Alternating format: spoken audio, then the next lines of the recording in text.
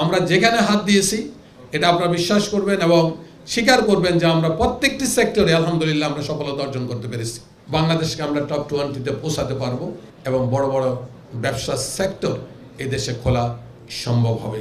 বহির্বিশ্বের সবচেয়ে রিনাউন্ড কান্ট্রির ইনভেস্টররা এই দেশে এসেছেন, আগ্রহ উদ্দীপনার সাথে তারা 2 দিন এখানে থেকেছেন এবং বিভিন্ন ব্যবসায়ী সম্প্রদায়ের সাথে তারা যোগাযোগ করেছেন, অনেকে আশ্বস্ত করেছেন যে আমরা যদি উপযুক্ত পরিবেশ পাই তাহলে এখানে আমরা ইনভেস্ট করব। আমি ব্যক্তিগতভাবে আপনাদেরকে বলতে চাই যে গতকাল প্রফেসর ডক্টর ইউনুস বহির্বিশ্বের ইনভেস্টরদের সামনে যে বক্তব্য পেশ করলেন, এটা বাংলাদেশের আর্থসামাজিক ব্যবসার জগতে একটি মাইল ফলক। I am so much impressed. এই পর্যন্ত বক্তব্যটা আমি 3 বার শুনেছি।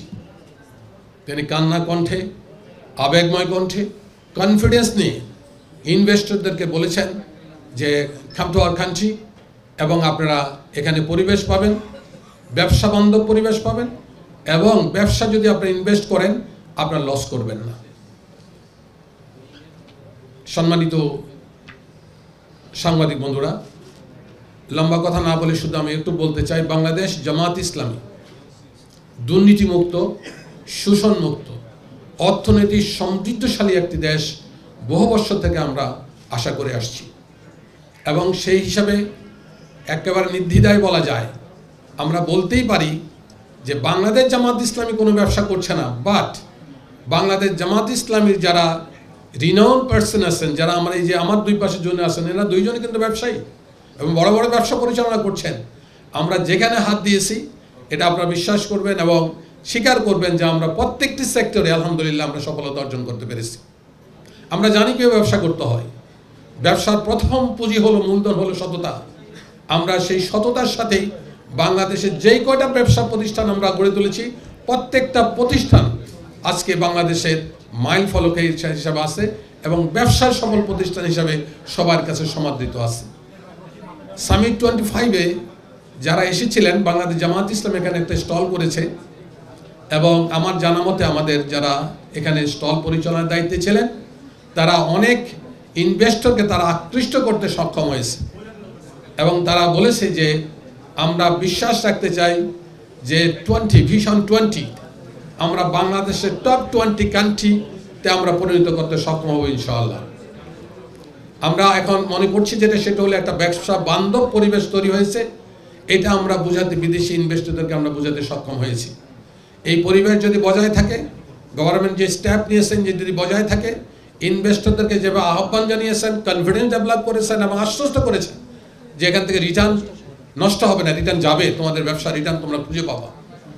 18 কোটি মানুষের একটি দেশ। আমি বহির্বিশ্বে অনেক জায়গায় চাকরি করেছি, আমি জানি যে এই দেশের মতো এত মানে কনজিউমার, এত ওয়াইড কনজিউমার পারসন পৃথিবীর খুব কম দেশে আছে।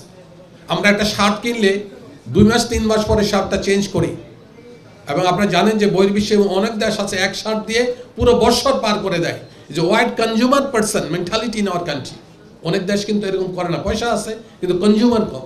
সুতরাং এরকম একটি দেশে আমার বিশ্বাস ইনশাল্লাহ আমরা বাংলাদেশ জামাত ইসলামী আমরা যে পলিসি আমরা অ্যাডপ্ট করেছি ব্যবসার ক্ষেত্রে, আমরা এটাকে টপ 20 ইনশাল্লাহ বাংলাদেশকে আমরা টপ 20-তে পৌঁছাতে পারবো, একটা ব্যবসায়িক বান্ধব পরিবেশ তৈরি করতে পারবো এবং সর্বোপরি আমরা যদি আমাদের যে প্রযুক্তি নির্ভর যেটা আজকে সারা ওয়ার্ল্ড ওয়াইড, আমরা প্রযুক্তি নিয়ে কাজ করার আমাদের পরিকল্পনা আমাদের শুরু হয়েছে। আমাদের যারা ব্যবসায়ী আছেন তারাও সেই পরিকল্পনায় আছে। আমরা যদি দেশকে দুর্নীতিমুক্ত, প্রযুক্তি নির্ভর এবং পরিবেশ ঠিক করতে পারি, আমার বিশ্বাস ইনভেস্টর এই দেশে আসবে। আমাদের সাথে কমিউনিকেট অলরেডি স্টার্টেড এবং আমরা তাদেরকে আশ্বস্ত করেছি। আমার মনে হয় যে আমরা তাদেরকে দেশে নিয়ে আসতে পারবো এবং বড় বড় ব্যবসা সেক্টর এই দেশে খোলা সম্ভব হবে।